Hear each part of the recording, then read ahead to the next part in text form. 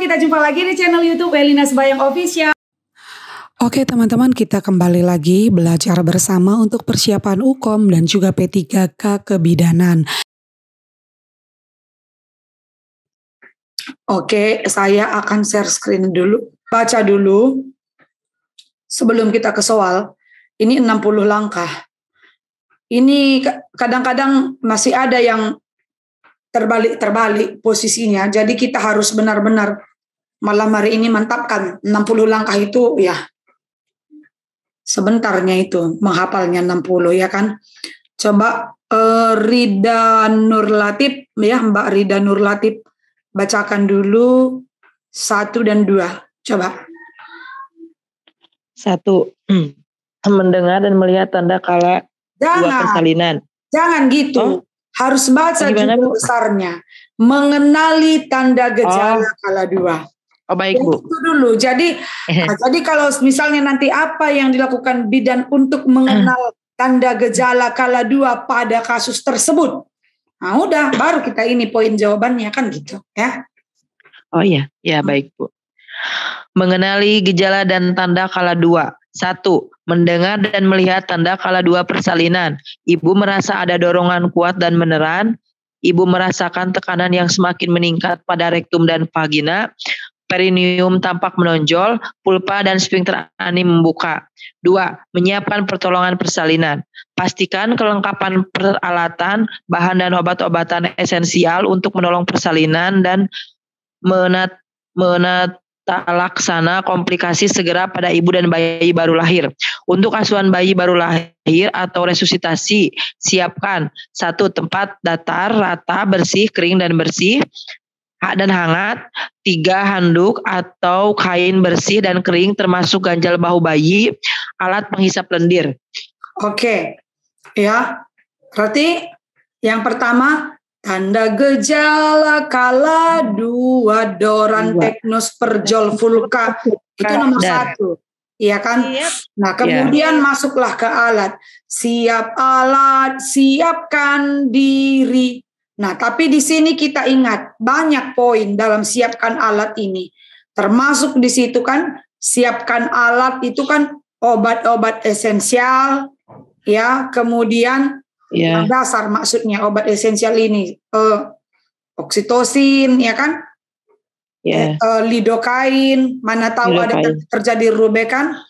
Nah, kemudian di situ ada peralatan yang harus kita siapkan untuk persiapan resusitasi.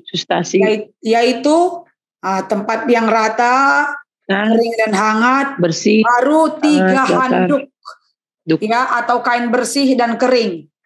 Termasuk yang 3 ini sudah termasuk di dalamnya ganjal bahu bayi. Bayi. Jadi biasanya itu di set. Alasnya 2, ganjalnya 1. Nah alasnya itu 2 lapis karena begitu kita ke lap nanti yang pertama kan sudah basah, kita buang, baru yang di bawahnya sudah ready gitu ya. Nah, baru alat penghisap lendir. Nah, tapi alat penghisap lendir ini kalau normal tidak kita gunakan kalau bayinya normal ya. Oke, kemudian ada sambungannya sampai coba lanjut dulu Mbak Rida, yuk lanjut. Ya. Lampu sorot 60 watt dengan jarak 60 cm dari tubuh bayi dari tubuh bayi. Untuk ibunya, menggelar kain di perut bawah ibu, menyiapkan oksitosin 10 unit, alat suntik steril sekali pakai di dalam pertuset. Ini yang lalu soalnya keluar dosis oksitosinnya yang keluar. Ya. Berapakah dosis seperti itulah dia bla bla bla panjang lebar. Dosis oksitosin ini keluar tahun lalu ya 10 unit. Ingat 10 unit ya. Jadi ini penting. Ini kita udah siapkan tadi untuk bayinya, kemudian untuk ibunya. Nah baru artinya kan gini, kalau kita ingat ini praktikum APN-nya kan kita cek dulu isi troli kan. Iya. yang tadi untuk bayi dan untuk ibu ini kan, ini isi troli itu, isi dari troli SAP APN itu. Nah, baru setelah kita cek, oh udah ready untuk bayinya, udah ready yang untuk ibunya, kan? Nah, barulah kita masuk ke langkah ketiga, yaitu langkah ketiga, lanjut. Oh, 3, pakai celemek, plastik atau dari bahan yang tidak tembus cairan. Terus? Lanjut Bu. Yang 4, melepaskan dan menyimpan semua perhiasan yang dipakai, cuci tangan dengan sabun dan air bersih, mengalir, kemudian keringkan tangan dengan tisu atau handuk pribadi yang bersih dan kering. 5, pakai sarung tangan DTT pada tangan yang akan digunakan untuk periksa dalam. Yang ke-6, masukkan oksitosin ke dalam tabung suntik. Gunakan tangan yang memakai sarung tangan DTT atau steril dan pastikan tidak terjadi kontaminasi pada alat suntik. Nah, jadi di sini pertama sekali saat memasukkan suntik kita masih one hand dulu. Nah, tapi setelah masuk nanti sudah masuk oksitosinnya, tetap kita pakai sarung tangan yang satu lagi. Nah, itu ya.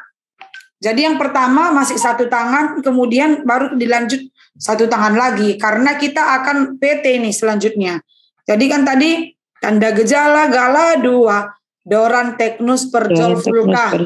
Siap alat, siapkan diri, siap alat. Ya itu tadi, siap alat tadi, alat bayi dan alat ibu. Kemudian siapkan diri. Diri itulah celemek. Celemek cuci, siap pakai celemek, baru cuci tangan. Ini juga sering terbalik. Jangan berpikir cuci tangan dulu baru pakai celemek, enggak. Celemek cuci sarung oksi. Celemek dulu baru cuci tangan ya. Dan pakai sarung, kemudian masukkan oksitosin. Oke? Nah, ini urutannya ya, supaya nanti kita benar-benar paham kalaupun apa soalnya diputar-putar. Sebelum kita baca ini dulu. Nah, sekarang pastikan pembukaan lengkap. Coba Mbak Sri Rahayu untuk pastikan pembukaan lengkap. Silakan sampai habis cara memastikannya. Tadi kan tanda gejala kala 2, sekarang pastikan pembukaan lengkap. Ayo, monggo. Memastikan pembukaan lengkap dan keadaan janin. Membersihkan vulva dan perineum, menyekannya dengan hati-hati dari anterior depan ke posterior belakang menggunakan kapas atau kasa yang dibasahi oleh DTT. Jika introitus vagina, perineum, atau anus terkontaminasi tinja, bersihkan dengan sesama dari arah depan ke belakang. Buang kapas atau kasa pembersih terkontaminasi dalam wadah yang tersedia. Jika terkontaminasi, lakukan dekontaminasi, lepaskan, dan rendam sarung tangan tersebut dalam larutan klorin 0,5. Langkah 9, pakai sarung tangan DTT steril untuk melaksanakan langkah lanjutan. Oke. Lakukan pemeriksaan. Udah. Tunggu ya. Ini juga keluar. Di sini katanya kita kan pastikan pembukaan lengkap, bersih PD celup DJJ. Itu poinnya kan. Bersih PD celup DJJ. Ya, pastikan pembukaan lengkap, bersih PD celup DJJ. Bersih inilah tadi. Bersih itu vulva hygiene. Ya. Oh iya. Bersih PD celup DJJ. Terus bersihnya ini vulva hygiene. Tapi pada saat kita vulva hygiene kan biasanya kita jangan berpikir sekali aja langsung udah oke, seperti pada pantom. Tidak. Kalau pada kenyataannya vulva hygiene itu kadang-kadang kan memang benar-benar kotor. Kadang-kadang pun ada yang udah sampai bercampur dengan feses gitu kan.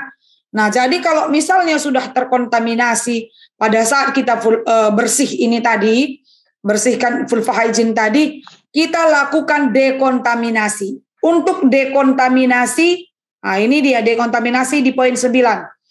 Dekontaminasi. Ya. Dekontaminasi sarung tangan itu adalah dengan cara celupkan tangan yang masih memakai sarung tangan ke dalam larutan klorin 0,5%. Kemudian lepaskan sarung tangan dalam keadaan terbalik dan rendam dalam klorin 0,5% selama 10 menit.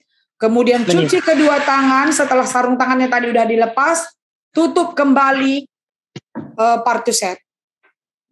Nah, jadi ini juga keluar, makanya tadi saya bilang kita bahas APN malam hari ini. Ini juga keluar di soal tahun yang lalu.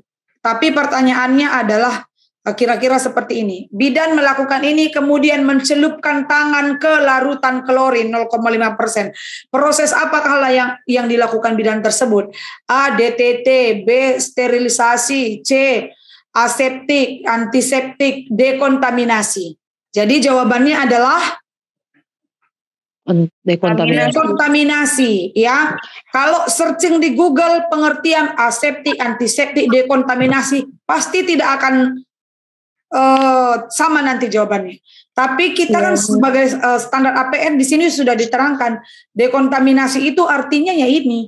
Kalau searching di Google arti dekontaminasi bukan ini, ya. Jadi ini dia dekontaminasi maksudnya di sini adalah merendam, mencelupkan apa tadi sarung tangan tadi, tangan kita celupkan ke air klorin 0,5%. Konsentrasi klorin juga itu ada masuk ke soal. Berapa persenkah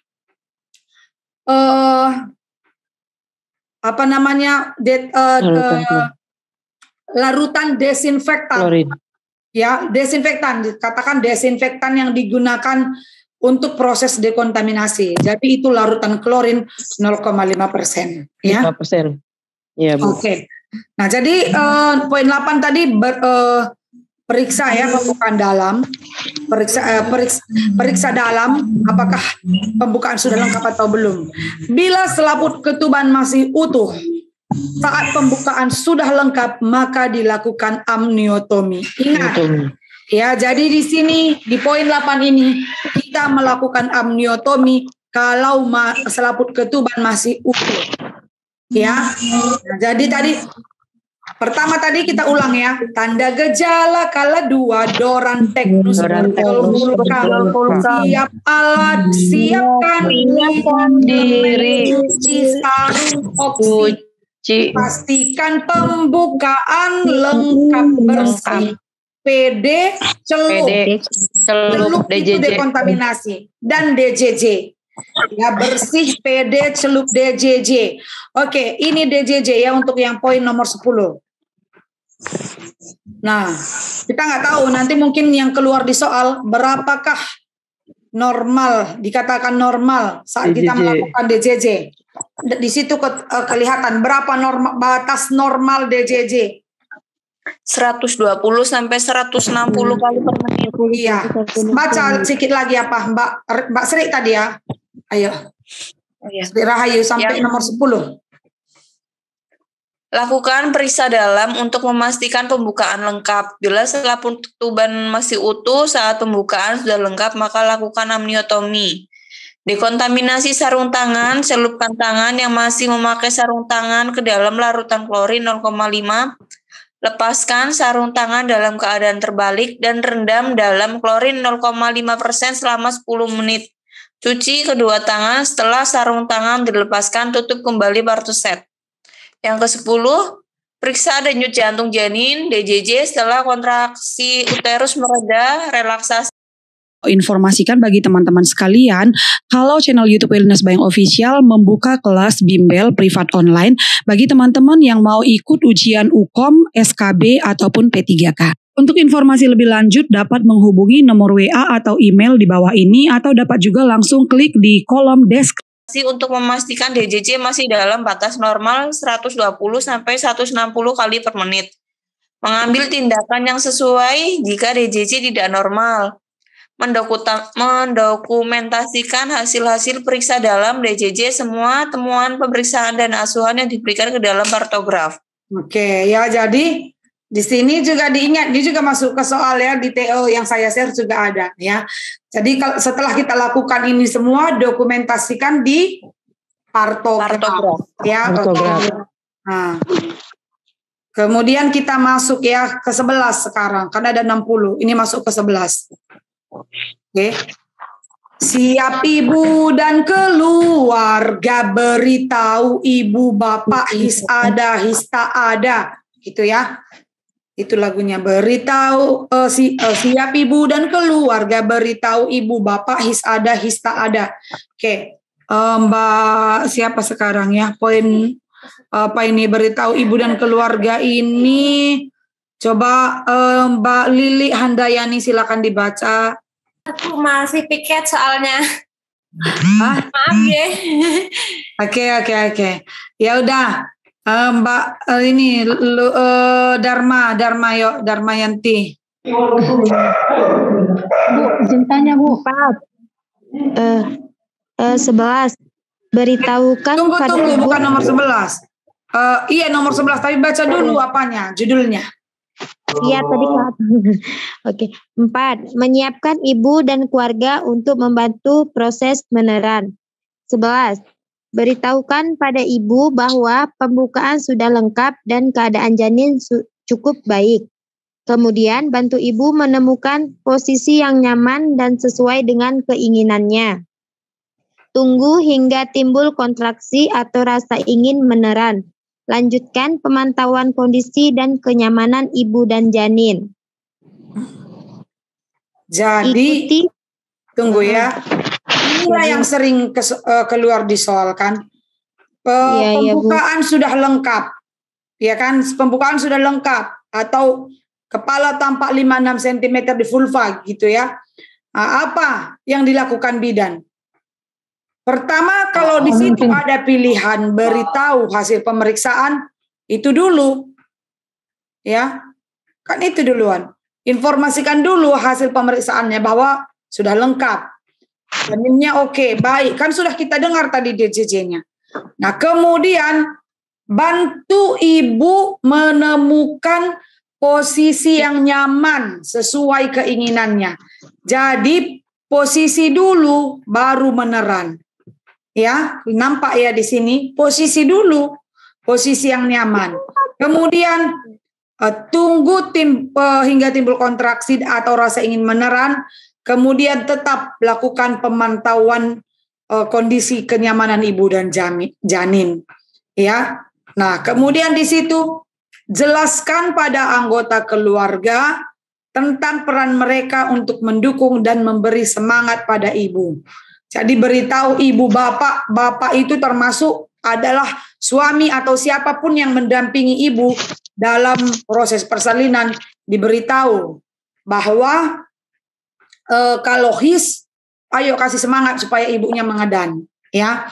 Nah, kemudian setelah itu poin 12, minta keluarga membantu menyiapkan posisi meneran jika ada rasa ingin meneran atau kontraksi. Nah, jadi disinilah ibu diposisikan setengah duduk. Ya, diposisikan setengah duduk. Tapi pastikan ibunya merasa nyaman. Nah, sebenarnya kalau dia memilih jongkok pun nggak ada masalah. Dia memilih posisi asalkan jangan terlentang. Terlentang ya nggak boleh. Setengah duduk boleh. Ya, kalau terlentang itu tidak dianjurkan. Karena nanti akan ada vena cava superior yang tertekan yang bisa menghalangi pasokan oksigen ke janin. Ya.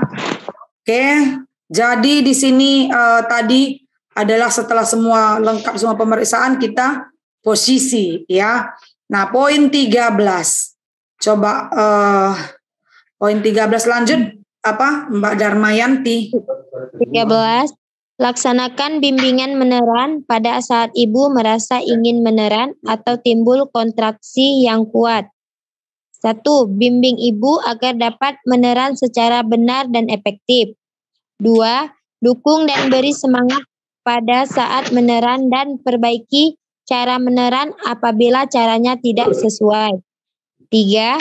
Bantu ibu mengambil posisi yang nyaman sesuai pilihannya, kecuali posisi berbaring telentang dalam waktu yang lama. Keempat, anjurkan ibu untuk beristirahat di antara kontraksi. Kelima, anjurkan keluarga memberi dukungan dan semangat untuk ibu. Keenam, berikan cukup asupan cairan peroral atau minum. 7, menilai DJJ setiap kontraksi uterus selesai. Kedelapan, segera rujuk jika bayi belum atau tidak akan segera lahir setelah pembukaan lengkap dan pimpin meneran lebih kurang 120 menit atau 2 jam pada primi grapida atau lebih kurang 60 menit atau 1 jam pada multigrapida. Oke ya, ini juga keluar di soal. Ya, berapa lamakah batas kita melakukan rujukan pada kasus tersebut? Jadi di situ A 1 jam, B 2 jam, C 3 jam, D 4 jam. Lihat soalnya, kalau dia primi anak pertama 2 jam lah batas kita untuk memimpin ibu itu mengedan. Sudah 2 jam kita, ayo Bu, semangat Bu, 2 jam tapi nggak lahir-lahir juga. 2 jam kala duanya mengedan, maju mundur kepalanya, nggak lahir juga, rujuk. Tapi kalau multi, kita hanya punya waktu 1 jam. Karena multi biasanya sudah lebih cepat dia lahirnya. Ya, jadi ini di sini juga jangan terbalik ya. Kalau dia anak kedua dan seterusnya, kita hanya punya waktu 1 jam untuk memimpin ibu itu mengedan. Ya, kalau duanya hanya 1 jam. Kalau sudah lewat dari 1 jam, rujuk. Oke? Nah, itu untuk meneran itu. Ini juga keluar di soal. Jadi, tapi nanti jangan lupa diperhatikan apakah primi atau multi. Ya, berapa lama kita harus memimpin dia mengedan. Ya. Oke, kita lanjut. Masih ini tentang satu lagi, poin 14. 14. Anjurkan ibu untuk berjalan, berjongkok, atau mengambil posisi yang nyaman. Jika ibu belum merasa ada dorongan untuk meneran dalam selang waktu 60 menit. Nah, ini kemarin soalnya gini. Soalnya dia bukan ditanya tentang kontraksi, tapi dibilang gini. Oh, cepat kali waktu kita ini. Nanti kita sambung sedikit lagi. Dibilang begini, tiba-tiba hisnya hilang. Apa yang kita anjurkan kepada ibu? Gini bukan, kepala bayi tidak turun. Jadi posisi apa yang terbaik? Berjalan, berjongkok, atau apa gitu. Posisi tidak turun. Kalau ke penurunan kepala, kita lebih ke berjongkok. Ya. Tapi kalau dia untuk his yang pilihan pertamanya nanti berjalan. Berjalan dia kita suruh supaya hisnya kembali bagus ya. Nah, kemudian satu lagi yang keluar di soal ini untuk poin nomor 14 ini.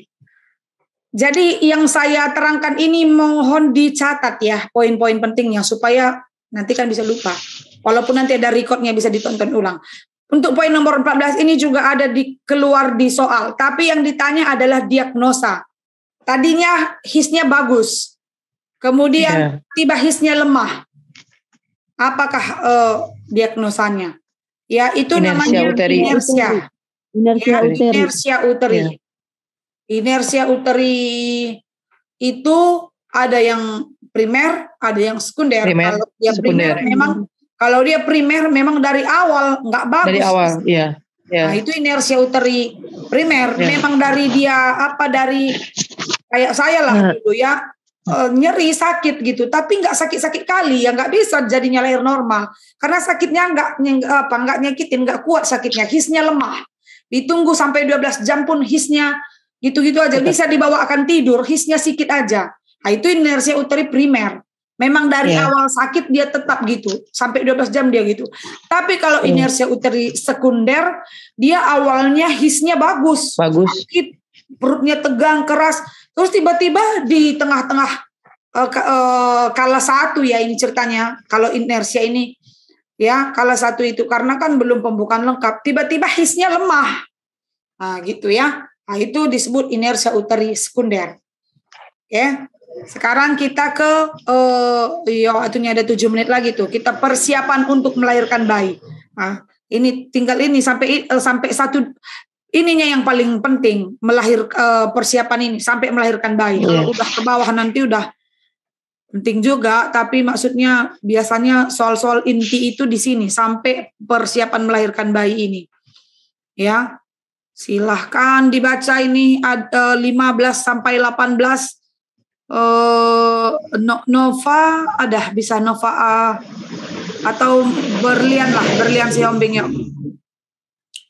15 sampai 18.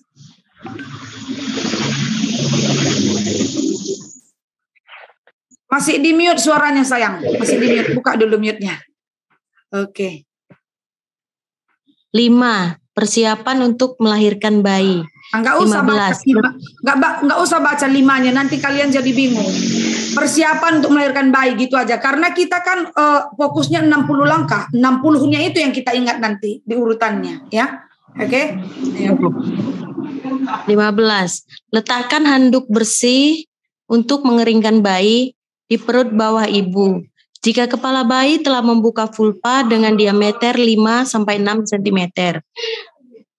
16. Letakkan kain bersih yang dilipat sepertiga bagian sebagai alas bokong ibu. 17. Buka tutup partuset dan pastikan kembali kelengkapan peralatan dan bahan. 18. Pakai sarung tangan DTT steril pada kedua tangan. Oke. Ya jadi ini kan tadi kan siap ibu dan keluarga beritahu bapak his tak ada. Nah sekarang kan ini untuk melahirkan bayi. Siap-siap untuk menolong, handuk, bokong, buka, sarung. Ini ya untuk poin yang 5 ini. Handuk, bokong, buka, sarung. Jadi yang pertama sekali adalah kita gelarkan handuk di perut ibu, ya. Kemudian letakkan kain bersih, kain segitiga di alas bokong. Kemudian buka partuset kembali. Dan pakai sarung tangan, kedua tangan, ya, kedua tangan di sini langsung dipakai untuk ini kan udah siap-siap menolong. Jadi di sini handuk, bokong, buka, sarung, handuk dulu, baru bokongnya itulah alas bokong tadi yang segitiga. Kemudian buka peralatan dan pakai sarung tangan, ya. Nah ini pertolongan melahirkan bayi. 4 menit lagi, kalau terputus kita sambung di sesi 2 ya. Oke. Nanti kalau soalnya apa kita lanjutnya ke diskusi grup WA ya. Oke, kita sambung dulu sedikit lagi nih. Pertolongan untuk lanjut aja yuk melahirkan bayi. Lanjut pertolongan untuk melahirkan bayi. Lahirnya kepala 19. Setelah tampak kepala bayi dengan diameter 5 sampai 6 cm, membuka vulva, maka lindungi perineum dengan satu tangan yang dilapisi dengan kain bersih dan kering. Tangan yang lain menahan belakang kepala untuk mempertahankan posisi fleksi dan membantu lahirnya kepala. Anjurkan ibu meneran secara efektif atau bernapas cepat dan dangkal. 20. Periksa kemudian. Tunggu dulu, ini penting ya. Jadi di sini setelah kepala tampak 5-6 cm, ini kan udah lagi maju mundur kan. Maka lindungi perineum dengan satu tangan. Ya, tangan kanan kita melindungi perineum. Ya. Kemudian tangan kiri kita berada di atas kepala bayi itu yang maju mundur tadi, mencegah supaya jangan fleksi, jangan kayak gini dia ke atas, fleksi dia ruptur nanti ke atas. Ya, jadi kemudian kita menganjurkan ibu untuk meneran secara efektif dan bernapas cepat dan dangkal, bukan bernapas panjang ya, tapi cepat dan dangkal. Ini urutannya ya. Jadi apa yang dilakukan setelah kepala 5-6 cm bisa nanti di situ dicek lagi tangan kita adalah tangan kanan di perineum, tangan kiri di mempertahankan posisi kepala bayi tetap fleksi. Itu posisinya sekarang. Ya. Tadi yang di atas jika sudah pembukaan lengkap tadi, pembukaan lengkap saat ada his, diajari ibunya meneran, tapi posisikan dulu, posisi meneran dulu, mana yang nyaman menurut ibu. Nah, sekarang udah mau lahir ini, lahirnya kepala. Nah, di sini tangan kanan melindungi perineum, tangan kiri lindungi supaya jangan fleksi. Ya, kemudian 20, lanjut. 20. Periksa kemungkinan adanya lilitan tali pusat. Ambil tindakan yang sesuai jika hal itu terjadi. Segera lanjutkan proses kelahiran bayi. Oke, ini kita udah tahu ya, kalau misalnya tali pusatnya bisa dilonggarkan, kita longgarkan. Kalau misalnya ketat, kita harus gunting di antara dua kelennya. Nah, ini udah kan. Nah, setelah kepala lahir, tunggu putar paksi luar. Putaran paksi luar. Langsung secara spontan, ya. Nah, sekarang lahirnya gantian yang membaca.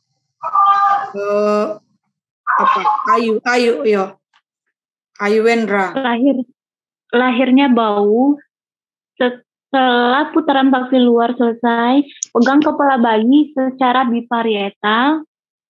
Anjurkan ibu untuk meneran saat kontraksi.